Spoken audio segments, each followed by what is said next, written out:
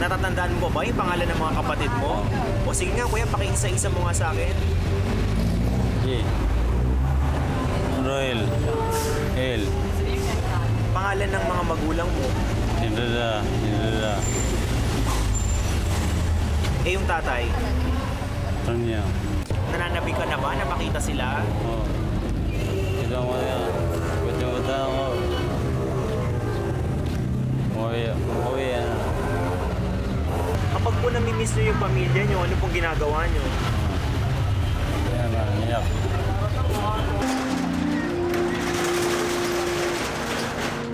Ito na nga ang huling gabing matutulog si Ray sa isang sulok dito sa Caloocan. Ilang oras na lang ang kanyang palilipasin at ihahatid na namin siya pauwi ng Davao. Maya-maya lang, pinababa na namin si Ray.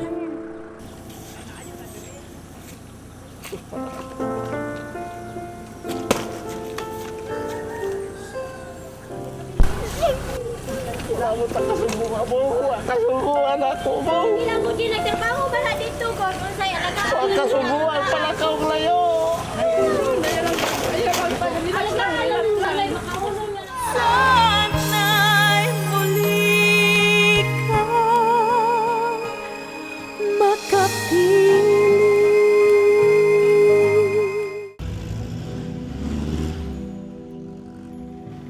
Namumuti na ang mga mata ni Ray, 26 years old, sa katitingin sa mga dumadaang sasakyan dito sa Sangandaan. Mabuti pa raw ang mga sasakyan. May tsak na patutunguhan. Hindi tulad niya, magpahanggang ngayon, hindi pa rin makabalik sa kanilang tahanan sa Davao. Mahigit 7 taon na kasing nawalay si Ray sa kanilang pamilya. Anong pakiramdam ng mabuhay na mag-isa? Hirap mga. Hirap. Bakit? May ng tatay ko. Mamoro ko. Hirap kaming makipag-usap kay Ray. Naapektuhan kasi ang kanyang pagsasalita matapos siyang ma-stroke. Ayon sa kanya, 18 taong gulang daw siya nung sumama sa isang recruiter dito sa Maynila. Ipinasok siyang kargador pero naging malupit ang kanyang amo. Masungit na mga na. Wala sahod. Malas ako. Nalayas. Mga kas. Dito na siya nagsimulang magpalaboy-laboy. Pastime na ni Ray ang tumulala sa pagitan ng pagtingin sa kawalan, naaalala ang dati niyang buhay kasama ang kanyang pamilya. Nananabik ka na ba na makita sila? Oh. Ito mo yan. Kutang-kuta ako. Umuwi yan. Kapag po namimiss nyo yung pamilya nyo, ano pong ginagawa nyo? Yan na, niyak. At dahil naapektuhan ng kanyang stroke, maging ang kanyang pag-iisip, hirap din siyang alalahanin ang ilang mga mahalagang detalye ng kanyang buhay. Natatandaan mo ba yung pangalan ng mga kapatid mo? O sige nga kuya, pakiisa-isa mo nga sa akin. G. Royal. El. Pangalan ng mga magulang mo. Hindala. Eh yung tatay, Tanya. Batay sa pakikipag-usap namin kay Ray, napiga namin ang mga sumusunod na impormasyon. Fronio at Cinderella Villacroses ang pangalan ng kanyang mga magulang. 4 silang magkakapatid at sumunod daw siya sa panganay. Malapit daw sa isang basketball court ang kanilang bahay sa Tibungco sa Davao City. Papa mo, mama mo, namimiss mo na. Tagal na. Matagal mo nang namimiss. Masabi mo, mama, papa, uwi na ako. Sabi mo nga, lakas mo. Papabuhay ako. Malayo man sa pamilya, tila nakatagpo rin ng bagong masasandalan si Ray sa piling ng mga taong nagmalasakit sa kanya. Parang dumudugo yung kalooban ko, kailangan kong tumulong eh. So may padama ko muna sa mga ganyang tao na walang kapalit ng tulong. Tindero sa bangketa si Rocky, kaya sapat lang daw ang kanyang kinikita para sa kanyang pamilya. At dahil kapos din siya, hindi niya magawang tuluyang kupkupin si Ray. Pero hindi naman daw siya nagkulang sa pagbusog rito ng pangaral. Magpalakas ka para yung pagkukulang mo sa pamilya mo, mapunan mo, magpagaling ka. Yun ang sabi ko sa kanya.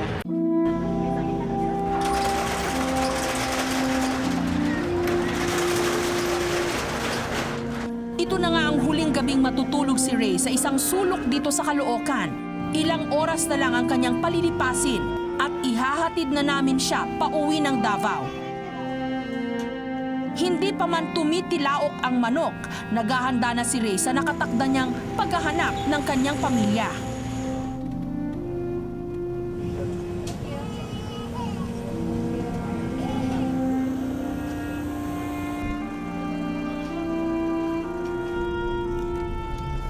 Pagdating ng Davao City, palingalinga si Ray habang nasa sasakyan. Tila kinakapa sa kanyang alaala ang bawat lugar na aming dinaraanan. Ang hindi alam ni Ray, nahanap na namin ang isa sa kanyang mga kamag-anak, si Aling Anita, ang tiyahin niyang nagpalaki sa kanya. Sa tagal ng panahon, para ako bang nakasabi na ano ba yun? Yung pamangkin ko o buhay pa o patay na ba? Sabi ko. Ayon kay Aling Anita, kaga-graduate lang daw ni Ray ng high school nung nahikayat itong makipagsapalaran sa Maynila. Nasilaw raw ito sa malaking sahod na ipinangako ng recruiter. Gusto niya magpunta ng Maynila kasi gusto niya makita ang Maynila, anong buhay doon ng Maynila. Tapos gusto siya magkaroon ng sariling pera niya. Masakit daw para kay Aling Anita ang nangyari sa kanyang pamangkin, lalo pat wala siyang balita kung napaano na ito. Ang hindi niya alam, kasama na namin ang pamangking matagal na niyang hinahanap. Hallelujah! Hallelujah! Dong! Kaila pa ka sa kuwadong! Bubong! Nakaila pa ka sa kuwadong! Kalung wala man ka ni uli, dong! Kaluin ni mo, dong! Kuwadong! Kaila ka, dong! Kaila pa ka sa kuwadong! Kaila ka, dong! Kaluin ni mo, dong! Wala man ka nagsulat, dong! Salamat sa Ginoo, Lord! Salamat kayo, Lord! Namuya ako pag-umangkot! Namuya ako pag-umangkot na mahal na niya. Salamat! Praise the Lord! Hallelujah! Hallelujah! Salamat kayo, Amahan! Salamat kayo, Ginoo! Salamat! Buhay ka doon na balik ka doon. Ang mapanglaw na mundo ni Ray, tila nagkaroon muli ng buhay. Oh, panit. Sadista kay mong amo. Sadista lagi ang amo, ma'am, sa babuyan. Pero wala man ka nagsulat, pod. Anong wala man ka nagsulat? Sinadya namin ang lugar na sinasabing kinalakhan ni Ray.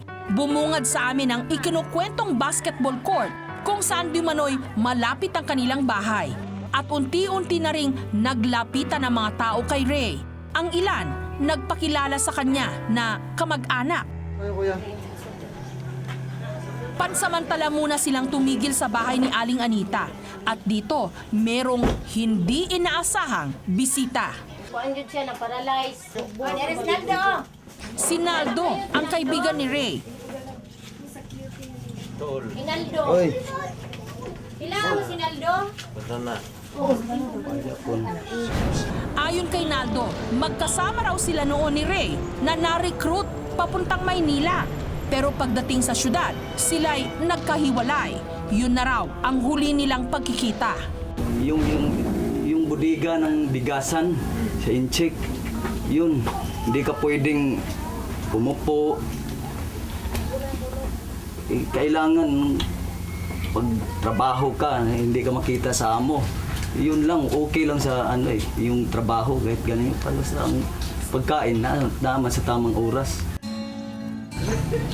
Pilit sinariwa ng magkaibigan ang kanilang kabataan. Umaasang sa pamamagitan nito, muling manunumbalik ang sigla ni Ray. Ano yung ginawa niyo sa insik? Yung ayun, yung mga babaeng yung chick. Oh, ayun, nalala mo ba? Ayun, may kaso pa tayo doon eh. Pero inirest na yun, binura na eh. Ha? Nalala mo ba yun? Oh, yun. Pero hindi pala rito matatagpuan ang pamilya ni Ray dahil ang kanyang pamilya sa Trento sa Agusan del Sur nakatira. Kasama si Aling Anita, binagtas namin ang 5 oras na biyahe papunta sa Trento. Hindi hadlang ang mga bako-bako at mapuputik na daan para ituloy namin ang aming pakay. Ulit, di ka na magpunta ng Maynila.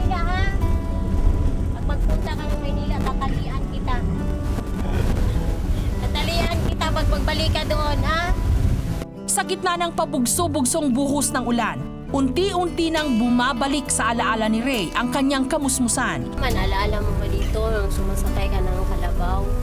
Alaala mo? Tapos nag-aararo ka sa palayan, alala mo ba?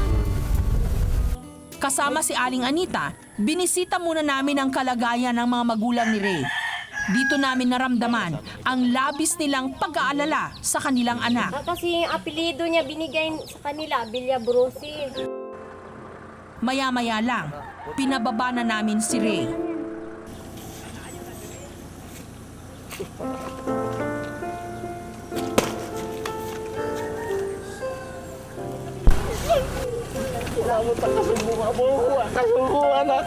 Hindi mo din nagtrabaho ba na dito kung unsay alagaan? Pagkasubuan pala ka og layo.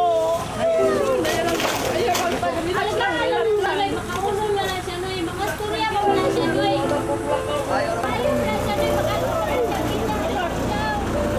Anak gayon, anak gayon. Ang kanyang mga magulang, hindi makapaniwalang darating pa ang sandaling ito na muli nilang mayayakap ang pinakamamahal nilang anak.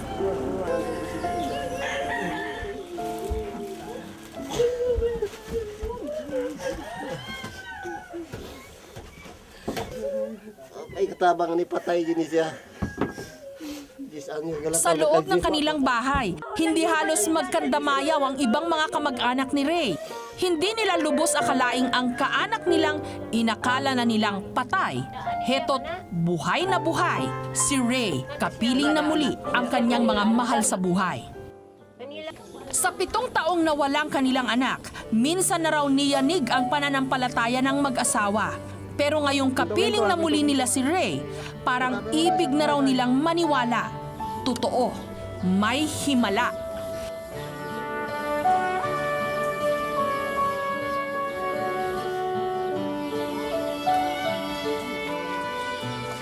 Hello po! Kamusta ho kayo? Alam niyo ho, bago po kami nagtampok ng mga reunion stories sa KMJS, nauna na po dyan yung aming programang Sana'y Muling Makapiling at Reunions sa ganyang mga kwento. At ngayon, ang good news po, mapapanood nyo na ang full episodes ng mga ito. Mag-subscribe lamang po sa GMA Public Affairs YouTube channel at ganun din po sa GMA Public Affairs Facebook account. Kita-kita po tayo at mabuhay po ang mga pamilyang